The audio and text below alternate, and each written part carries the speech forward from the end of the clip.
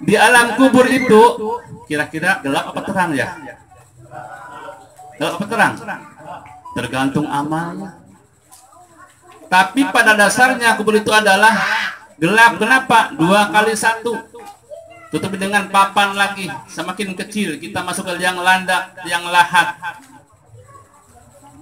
Sehingga kata ulama qila ya, dikatakan bahwa sab'atu asya'atu nawirul qabr, ada 7 golongan yang bisa menerangi alam kubur. Ya. Yang pertama al-ikhlasu fil ibadah. Hendaklah ketika ibadah kita kudu ikhlas karena Allah. Ke masjid karena Allah, datang ke taklim talbiyatul wildan juga karena Allah, ya kerja karena Allah, urusin bocah karena Allah, urusin bini karena Allah. Lillah billah fillah. Orang yang ikhlas hidupnya insya Allah akan bahagia, langkahnya akan pasti, hidupnya akan tenang dan tentram. Ya, kudu ikhlas dalam ibadah. Allah berfirman, "Wa ma umiru illa liya'budullaha mukhlishina lahud-din."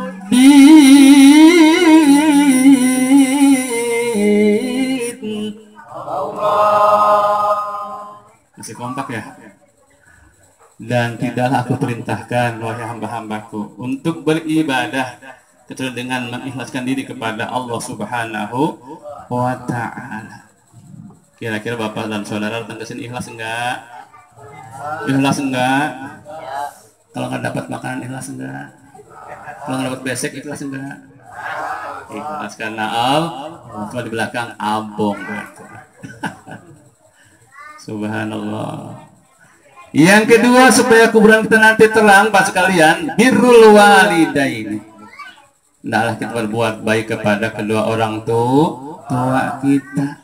Kalau bapak sama orang tua kita berbuat bakti, insya Allah dan pasti nanti kita pun ketika sudah tua, lanjut bahkan sudah di alam baka sana, akan sama keadaannya. Kita sering berdoa apa Pak? Berdoa Allahumma gfirli wali walidayya warhamhuma kama rabbayani shaghira. Tolong sebentar kita menundukkan kepala kita, ingat kepada orang tua kita yang masih ada atau yang telah tiada. Bayangkan wajahnya, bayangkan wajah terutama yang sudah enggak ada. Begitu besar dasarnya kepada kita orang tua kita, terutama ibu melahirkan, menyusui, mengasuh dan seterusnya. Juga bapak kita yang mencari nafkah yang begitu berat dan keras keadaan dalam hidup ini. Yuk kita bersama-sama bismillahirrahmanirrahim. Allahumma ighfirli wali walidayya.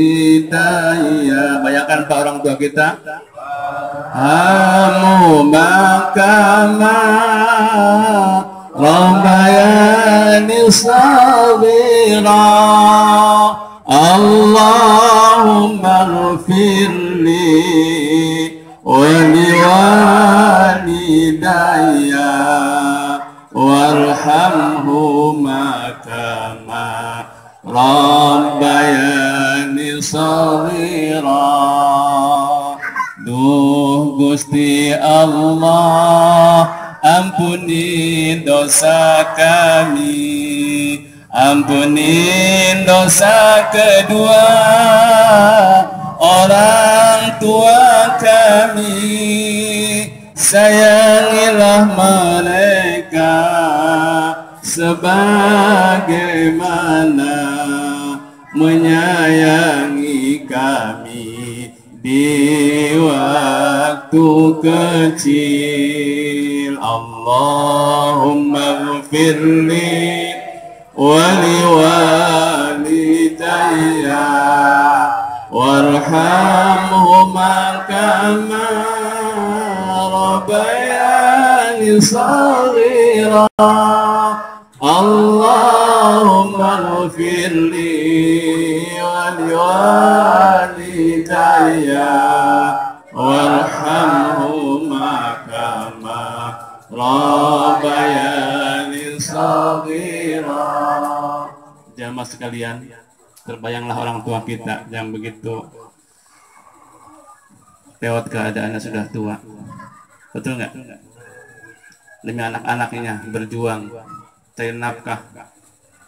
Kalau kita sudah enak sekarang, zaman maju, dulu orang tua kita punya anak 8, punya anak 7 ya, Bang Narmin ya, begitu gigihnya ya, sampai kita jadi besar dan jadi orang-orang seperti sekarang ini.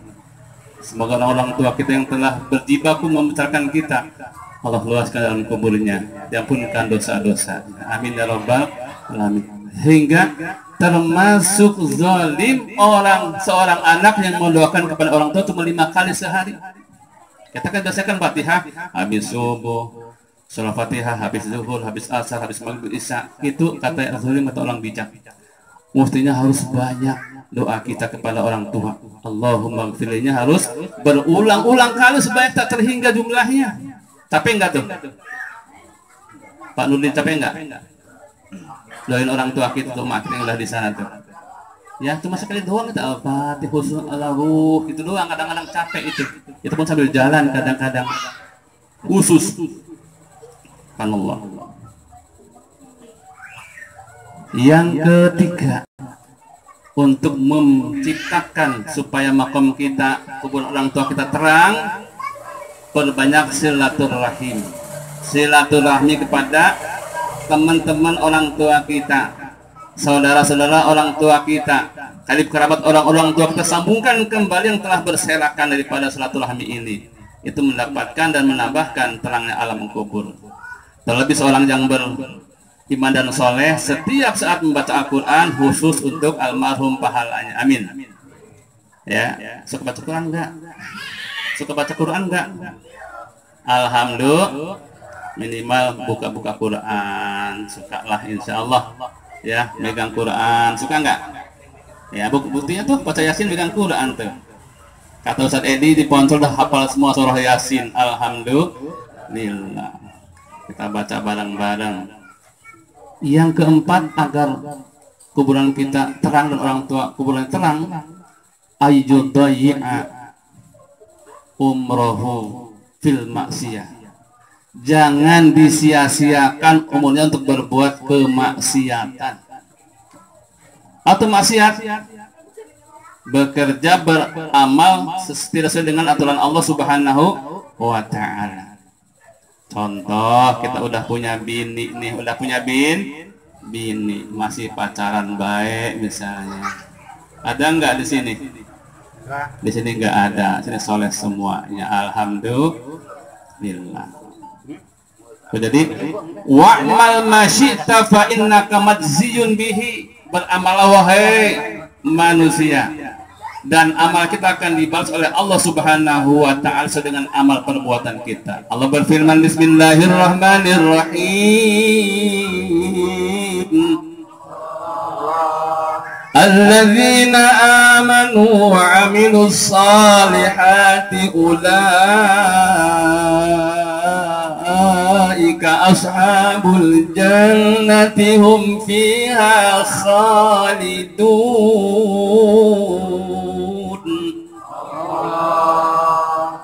Surah Al-Baqarah tadi itu ya.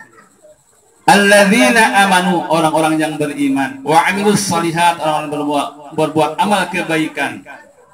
Ulaika ashabul jannah, mereka lah golongan orang-orang yang ahli jannah, calon penghuni surganya Allah Subhanahu. Semoga termasuk kita semuanya, amin.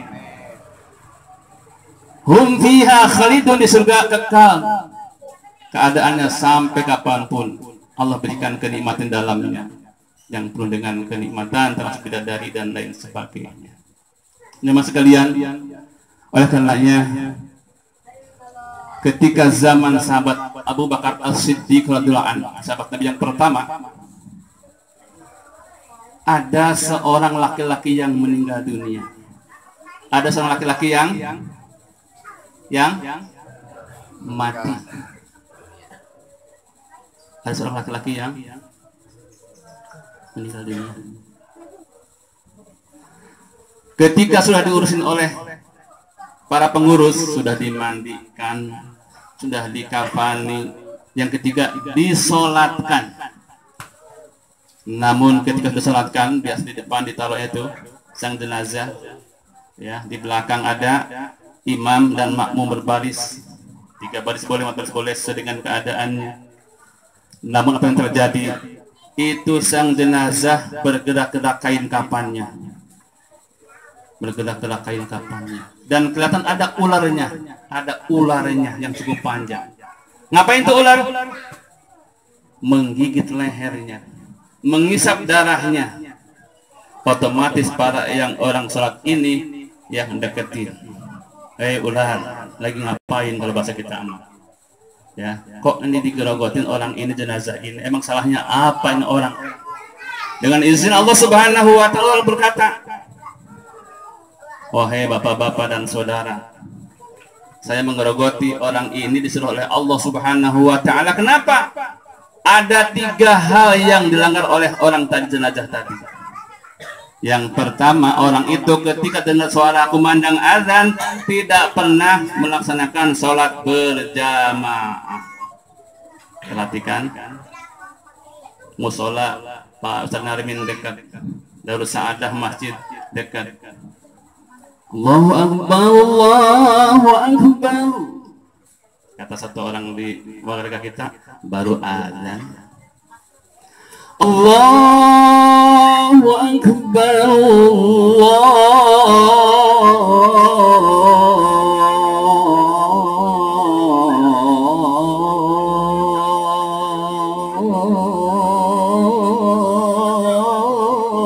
Akbar. Ada yang ngomong itu, adzan siapa ya, kok tumben beda? Bukan nyamperin ke masjid. Ada 10 orang nyamperin ke masjid. Ada 10 orang atau 7 orang nyamperin ke masjid, Pak. Bang, nyamperin ke mas, nempok doang, yang adzan siapa sih ya? Ya, terus pulang lagi. Itu di sono, di Jonggol, di sini mah nggak ada. Ya, di sini insya Allah setiap adzan pasti ada di masjid. Siapa tuh? Bedugnya. Betul nggak? Setiap adzan berkumandang pasti bedug ada di masjid. Salah nggak tuh saya ngomong? Lah bedug. Orangnya ada yang masih di sawah, yang masih di kantor, masih di warung, yang di rumah, ya. Yuk, tahun baru 1442 Hijriah ini kita jadikan momentum yang sangat berharga agar ada sebuah kemajuan yang signifikan. Ya, istiqomah kepada untuk ibadah kepadanya. Usahakan sholat tepat waktu. Amin.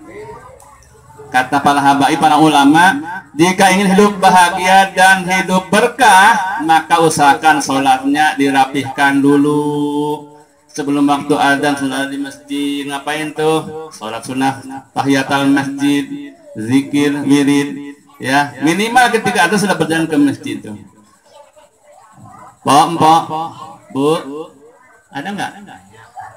Ibu-ibu dan bapak-bapak, siapa orang yang berjalan ke masjid, terlebih punya wudhu, dia tuh setiap langkahnya dengan ibadah oleh Allah Subhanahu wa Ta'ala. Kakinya diangkat, meningkatkan derajatnya, kakinya turun, menghapuskan dosa-dosanya. Dihitung langkahnya sampai ke masjid berapa tuh? Kayak ada yang ke masjid langkahnya sampai pelan-pelan, ada yang muter jalannya, lewat sini berangkatnya, pulang sono. Itu sunahkan seperti itu. Langkahnya banyak. Gimana Ustadz kalau pakai roda, pakai motor dan mobil? Hitung ya putaran rodanya. Tuh ya, makanya usahakan perbanyak langkah ke masjid. Itu diantara. Yang kedua, kenapa tuh ular menggerogoti jenazah tadi? Kata ular, karena orang ini yang kedua, mani'uz zakah, tidak suka mengeluarkan zakat malnya.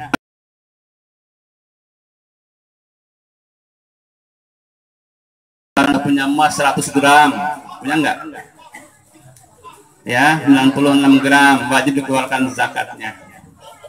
Ya. Yang ketiga, kenapa orang itu oleh ular yang sangat dahsyat keadaannya? Maaf, orang itu tidak pernah dengar nasihat alim ulama, nasihat para ustadz kiai ajengan. Dia hidupnya masa bodoh teuing kumaha aing wae lah. Ya, yang rewel kan ustad.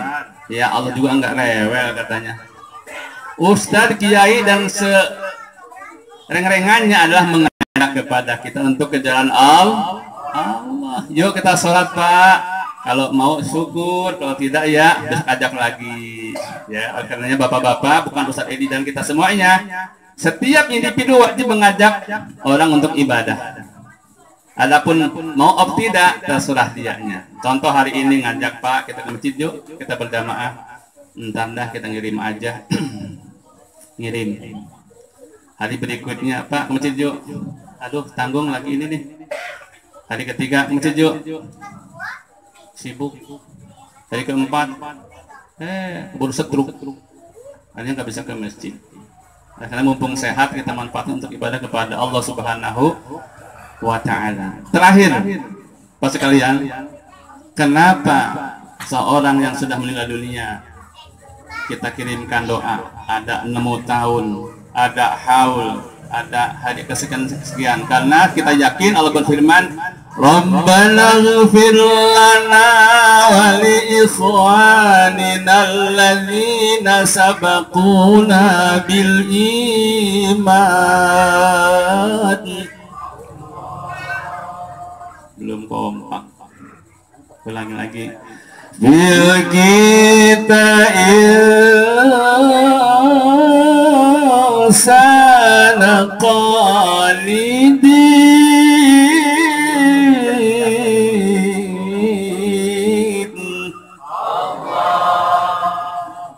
Apa emang? Bil kita insana qanidin. Kayak ayat siapa ya? Itu padahal obat. Maksudnya Allah supaya cepat sembuh. Coba pelan-pelan saya baca. Bil kita insana qanidin.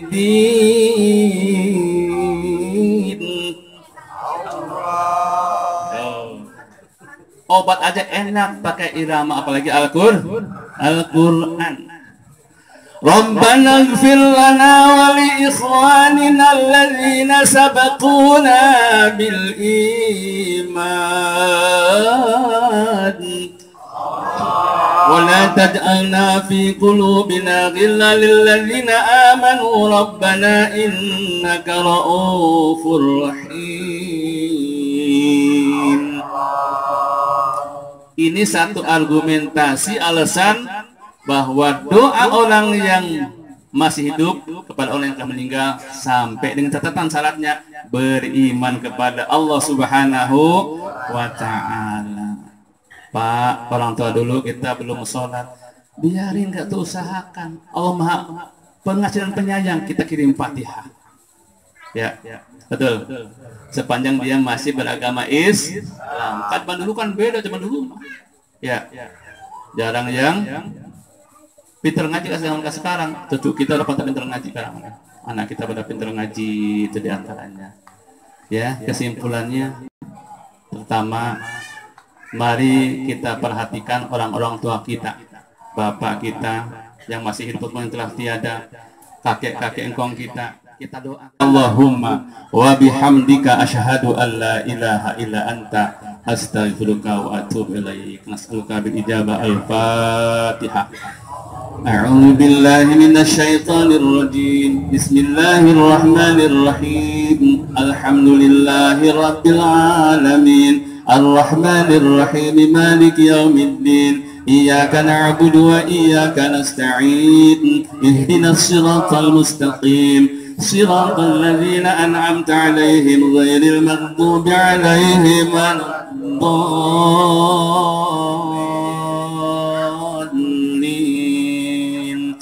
آمين. Terakhir kita rindu sama Nabi. Perbanyak baca sholawat Nabi. Boleh nggak Bapak sekalian? Ya, barang-barang gampang aja sholawat badal. Allahumma sholli wa sallim wa barik alaih. Yuk barang-barang. Salatullah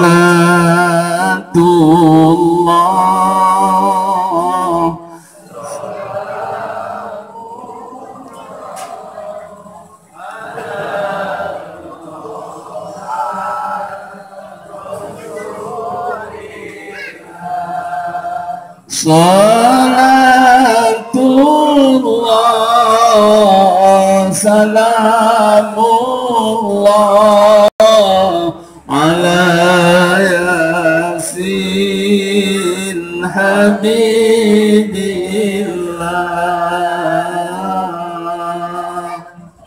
Ayo Bang Lilin tadi, Bang Lilin. Tassalna bismillah wa bil hadi rasulillah wa kulli mujahidin lillah bi ahlil badri ya Allah. Salatullah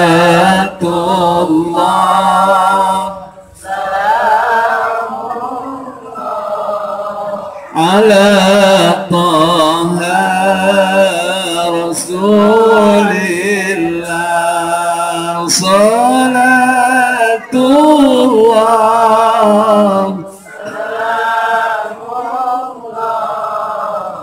ala yasin habibillah. Allahumma salli wa sallim wa barik